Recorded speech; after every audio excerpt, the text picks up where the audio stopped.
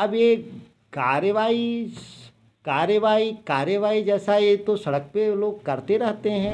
NDA के agenda पे नीतीश कुमार चल रहे हैं, भारतीय जनता पार्टी के एजेंडा पे नीतीश कुमार चल रहे हैं। यात्रा शुरू होने से पहले ही मैंने कहा था कि बिहार में उनकी यात्रा का कोई औचित्य नहीं है। निश्चित उनके एजेंडा पे अभी भी वो चल रहे हैं। उन्होंने अपने एजेंडा जो एजेंडा है, जो भाजपा के एजेंडा, उससे वो अभी भी पीछे नहीं हटे हैं। अब मैं कहा कि उन मुखौटों का मैं क्या जवाब दूं। ये मुखौटे हैं पार्टी के, हमको क्या जवाब देना इस सवाल पर। एक तरफ बिहार के मुख्यमंत्री नीतीश कुमार और उनकी पूरी पार्टी इस उम्मीद में बैठी है कि खरमास के बाद आरजेडी विधायक जो पूर्व के कृषि मंत्री हैं सुधाकर सिंह, उन पर कार्रवाई होगा। लेकिन दूसरे तरफ सुधाकर सिंह नीतीश कुमार के ऊपर लगातार हमलावर हैं। सुधाकर सिंह ने आज फिर से नीतीश कुमार के ऊपर हमला बोलते हुए कहा कि बिहार का भला तभी होगा जब नीतीश कुमार की जगह तेजस्वी यादव बिहार के मुख्यमंत्री बनेंगे। तेजस्वी अगर बिहार के मुख्यमंत्री बनते हैं तो बिहार का विकास होगा, बिहार का भला होगा। साथ ही साथ उपेंद्र कुशवाहा के बयानों पर सुधाकर सिंह ने सीधे तौर पे जवाब देते हुए कहा कि उपेंद्र कुशवाहा जिसे मुखौटों का जवाब मैं नहीं देता हूं। आपको बता दें कि सुधाकर सिंह लगातार नीतीश कुमार के खिलाफ मोर्चा खोले हुए हैं। साथ ही साथ नीतीश कुमार के यात्रा पर भी सवाल उठाते हुए सुधाकर सिंह ने साफ कर दिया कि नीतीश जी को अब यात्रा करने की जरूरत नहीं है।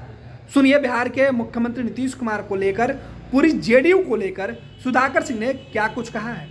मैं जनता दल यू के किसी भी प्रवक्ताओं के किसी भी बयान को मैं इस बात को लेकर कि वह मुखौटा हैं और वो क्या बोलते हैं उसका हमारे पास कोई जवाब नहीं है। मैं शुरू से कह रहा हूं कि मेरी जो सवाल हैं इस राज्य के सत्ता पे बैठे हुए शीर्ष व्यक्ति से सवाल है कि बिहार में मंडी कानून लागू होगा कि नहीं, बिहार में धान गेहूं खरीद में मल्टीपल एजेंसियों की इन्वॉल्वमेंट होगा कि नहीं, बिहार में किसानों को फर्टिलाइजर सही समय पर मिलेगा कि नहीं। इन सवालों पर नीतीश कुमार जी के सवाल या तो स्वयं उनको जवाब देना चाहिए या अपनी पार्टी के प्रवक्ताओं से बुलवाना चाहिए। अब ये कार्रवाई जैसा ये तो सड़क पे लोग करते रहते हैं। इस्तीफा दो, हम नारा लगाते हैं, जो सड़क पे जाते हैं तो फला आदमी इस्तीफा दो, फला आदमी को ऐसे कर दो, फला आदमी गद्दी छोड़ दो, ये सब चलता रहता है। ये जन आंदोलनों की भाषा है, तो इस भाषा का मैं क्या जवाब दूँ। मैं कहा कि उन मुखौटों का मैं क्या जवाब दूं। ये मुखौटे हैं पार्टी के, हमको क्या जवाब देना इस सवाल पर। और राष्ट्रीय जनता दल के कार्रवाई करने के लिए कोई धार्मिक रूप से अड़चन नहीं न है कि कोई तारीख तय हो कि फला तारीख को होगा, फला तारीख को होगा। ये हमारे पार्टी का अंदरूनी मसला है, वो पार्टी के शीर्ष नेतृत्व के द्वारा मिल बैठ कर तय कर लिया जाएगा। यात्रा शुरू होने से पहले ही मैंने कहा था कि बिहार में उनकी यात्रा का कोई औचित्य नहीं है। उनको बिहार की सभी समस्याओं को अच्छी तरह से मालूम है और सभी समस्याओं को जानने का सबसे बड़ा जो प्लेटफॉर्म है वो विधायिका होती है। और विधानसभा में हम लोग के जो सवाल हैं वो जनता के सवाल हैं, और जब जवाब वहीं वो नहीं दे पाते हैं तो फिर वो घूम कर के क्या देखेंगे अलग से। हम लोग उसी के लिए 243 लोग चुन कर आए हैं। हमारे सवाल का जवाब खुद ही यहाँ बिहार विधानसभा में नहीं मिलता है तो दूसरी जगह क्या वो समाधान देंगे। इस भर में पूरा विपक्ष एकजुट है।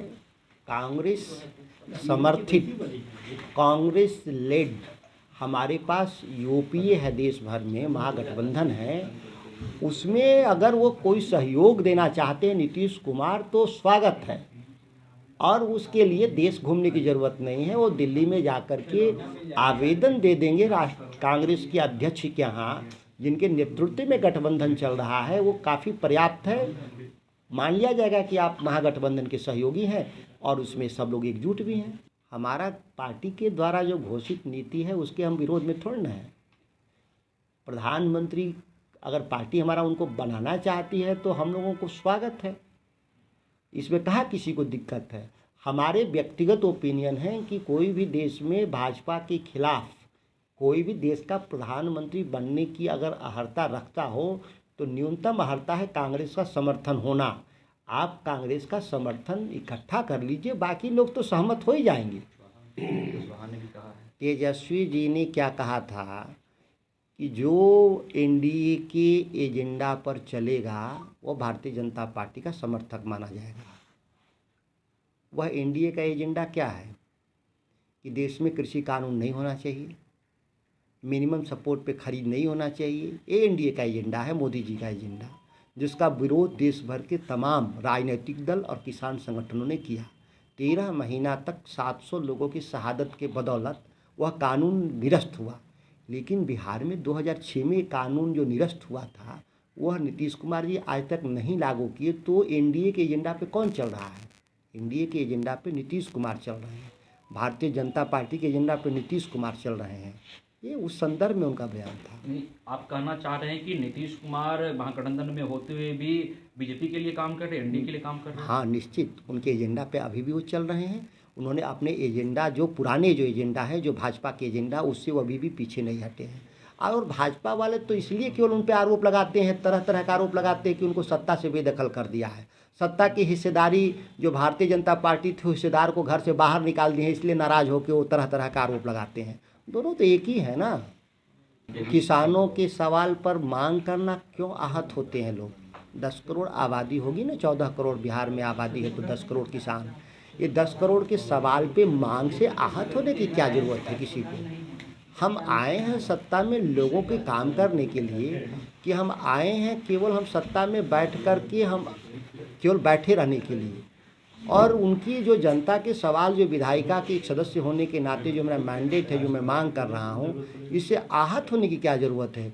हमारे तो 243 विधायक रोज़ सवाल करते हैं। अभी सत्र चल रहा था तो 243 विधायक मिलके हज़ारों सवाल किए, कहाँ कोई आहत होता है? मेरे सवाल से क्यों आहत कोई हो जाएगा?